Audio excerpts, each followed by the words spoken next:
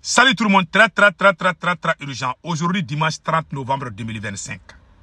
Des milliers de mercenaires syriens viennent d'arriver au Mali, plus particulièrement dans la région de Ségou. La localité s'appelle Baninda.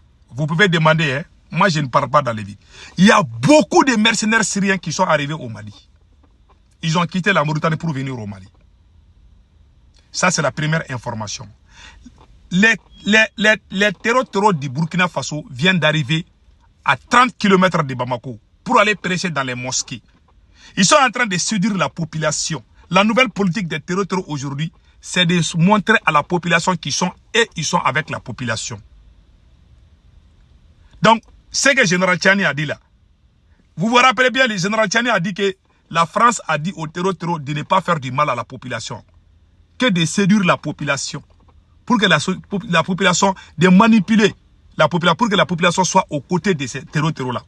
C'est ce qu'ils sont en train de faire. Donc, tous les grands terreaux des 4 coins du monde sont en train de venir au Mali aujourd'hui parce qu'il y a plus de 700 localités au Mali qui sont sous contrôle des terreaux. Les villages ou les villes qui ont signé des accords avec des terreaux là, il y a tous les plus grands terreaux du monde là sont en train de venir au Mali. Le Mali est devenu leur grand fief. De leur grande fief. Donc maintenant, nous allons parler avec le cas des mercenaires syriens qui sont arrivés. Voilà. Ça, ça fait hier, hein? Hier tout près. Hier tout près. Il paraît qu'ils sont... Comment on appelle, la route était...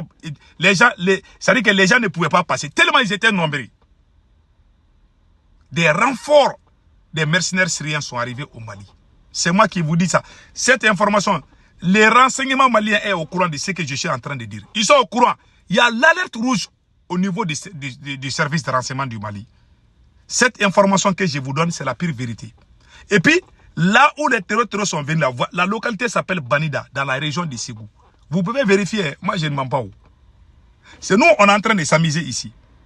On est en train de se quereller entre nous-mêmes. Plus on est divisé, on est faible. Plus on est unis, on est fort. Pour gagner cette guerre-là, il faut qu'on soit unis. Avec cette allure-là, la guerre n'a même pas commencé. Ils sont en train de soudaniser le Mali, de somaliser le Mali. Les plus grands terroristes, et puis ils sont venus avec armes et bagages. Ces gens-là sont venus avec armes et bagages. Ça fait mal, ça fait peur aussi. On prie Dieu le Tout-Puissant, Allah le Tout-Puissant de protéger le Mali. Je soutiens mon armée. Je soutiens mon pays qui s'appelle le Mali. Mais je n'aime pas Assimi Goïta. Je vais être très honnête. C'est lui qui nous a mis dans tous ces problèmes. Voilà. Les terroristes sont en train de faire des prêches. Ils ont quitté le Burkina Faso. C'est-à-dire que tous ceux qui font des attaques au Burkina, là, ils viennent dormir au Mali. Parce qu'il y a plus de 700 localités. Ils ont des endroits au Mali où ils peuvent dormir. Même les drones ne viennent pas là-bas. Parce qu'il y a les accords. Plus de 700, 2000 écoles sont fermées au Mali. Ce n'est pas au nord, hein, c'est juste au centre du Mali. Ce n'est même pas loin de Bamako. Hein. Et puis ils sont venus prêcher. Ils sont venus prêcher à 30 km de Bamako. Voici, hein, ils ont quitté au Burkina Faso pour venir prêcher au Mali. Voici l'image. Voici les terroristes.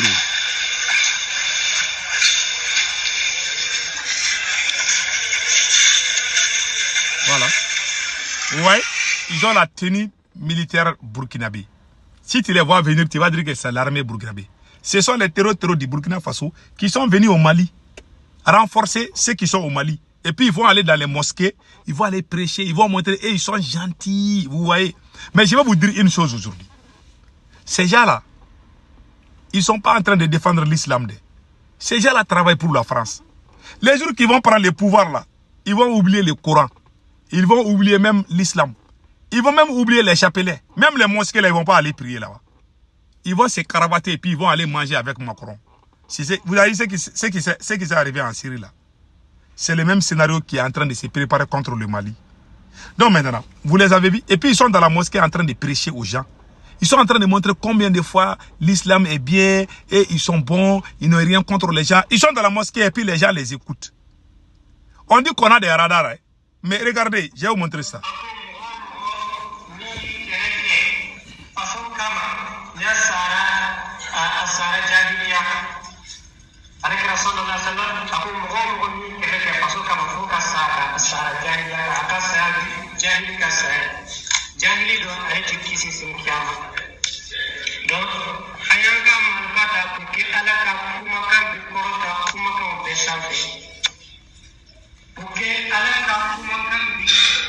Il dit en langue bambara, il parle le djoula burkinabé.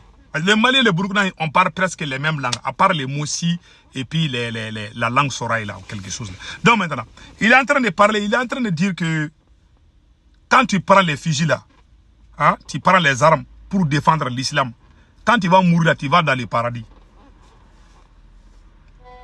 C'est ce qu'il a dit. Hein. Quand tu prends les armes pour défendre l'islam, quand tu vas mourir là, tu vas dans le paradis. Que Dieu va t'accueillir dans le paradis. On dirait eux-mêmes, ils ont fait un tour là-bas. Là. C'est ce qu'ils sont en train de mettre dans la tête des gens. Donc, ils veulent recruter les gens, ils veulent séduire les gens, ils vont dans les mosquées. Ah, maintenant, la question qu'on se pose, ça c'est une démarche pour séduire la population. On a Général Mokunkumbre qui a écrit quelque chose que je vais lire. Vous dites avoir les grands radars du monde. Voilà, vous dites avoir les plus grands radars du monde. Les plus puissants systèmes capables de localiser les terreaux dans d'autres pays, même à des milliers de kilomètres, jusque dans certains quartiers en France. Mais étrangement, ces radars dont vous possédez là disparaissent quand il s'agit de repérer les prêcheurs des terreaux, les terreaux qui sont en train de prêcher là. Ouais. Donc maintenant, où sont vos radars quand les individus endoctrinent la population? Utilisent la religion pour convaincre et attirer et manipuler. Où sont vos moyens quand l'idéologie se propage juste sous vos yeux? Et après, vous voulez continuer à accuser X ou Y. Ou c'est l'Occident qui vous empêche d'aller patrouiller dans vos villages. C'est l'Occident qui vous empêche d'aller protéger votre propre peuple. Franchement, n'importe quoi. C'est ce qu'il a dit ici. Ah, on a des radars. Voilà, les terroristes sont en train de se promener, même dans nos villages, ils vont dans les mosquées. Et puis ils vont aller prier là-bas, ils vont dormir même là-bas. On ne voit même pas l'armée. Il y a une localité vers la première région là. Voici un camp militaire de l'armée malienne. Voici les camps des terroristes. Les deux se font face, mais ils ne se touchent pas. Hein. Est-ce que vous avez entendu ça là? Ça existe au Mali. Tu appelles les militaires, tu dis que voilà les terroristes là, les militaires ne vont jamais partir là-bas. Il y a 2 ans de cela, tu ne pouvais pas voir les camps des terroristes. Mais aujourd'hui là, les terroristes là, ils sont comme moustiques. Ils sont comme moustiques partout. Hein. Ils sont partout. Tout le monde voit, hein. Tout le monde sait où ils sont. Voilà la vérité. Si on ne fait pas attention, ils vont somaliser le Mali. Si on dépasse, et puis la guerre là, quand la guerre là va dire là, ça va jouer psychologiquement sur nos militaires. C'est-à-dire que les Occidentaux, et puis il y a un plan de l'Occident pour envahir le Mali. Vous n'avez rien compris dans ce jeu-là. Moi, je vous dis, les querelles entre nous-mêmes là, la plus grosse erreur de l'AES a été de combattre son propre peuple. Assimi Goïta a combattu le peuple malien. Ceux qui étaient dans les rues, Assimi Goïta les a combattus avec la bénédiction du Burkina Faso. La révolution malienne a été sabotée par Assimi Goïta et le Burkina Faso. Ça, c'est une vérité. Toutes les preuves sont là. Le Mali, c'est la locomotive de cette révolution. Si c'est gâté au Mali, les autres vont voir les conséquences. Tous les problèmes aujourd'hui, l'insécurité au Mali, au Burkina, au Niger, c'est la faute au Mali et au Burkina. Assimi Goïta a fait trop de bêtises au Mali. Tout le monde a fermé les yeux là-dessus. Et puis, même si tu n'es pas obligé de forcer Assimi Goïta parce que c'est un gros gaillard, il n'est pas enfant. Capitaine ne peut pas former Assimi Goïta de diriger le Mali. Mais au moins, on ne doit pas laisser son peuple se mettre à côté d'un dirigeant voyou pour détruire son propre peuple. C'est cette faute que je n'arrive pas à pardonner. Je vais être très honnête. Je ne dis pas aux autres dirigeants de l'AES de venir prendre les coups de Assimi Goïta. Non, tu vas faire ça. Non, il ne peut pas faire ça. Si tu ne peux pas dire la vérité, tu dois te taire.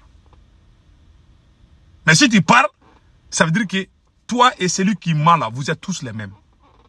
C'est le cas du Mali et du Burkina.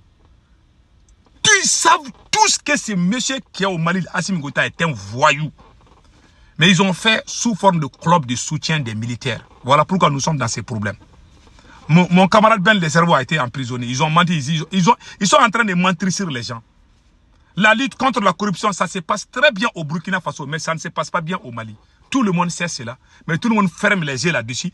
Tout le monde pense que... Parce que quand il demande à un Burkinabé, ah non, il faut laisser Assimi sur le Mali. Et ils pensent, beaucoup de Burkinabés pensent que... Bon, pas beaucoup de Burkinabés. Certains Burkinabés, il y a des bons Burkinabés. Hein. C'est un peuple très intelligent. Hein. Mais il y a quelques petits racailles que j'arrive pas à digérer, quoi, à pardonner. Quoi.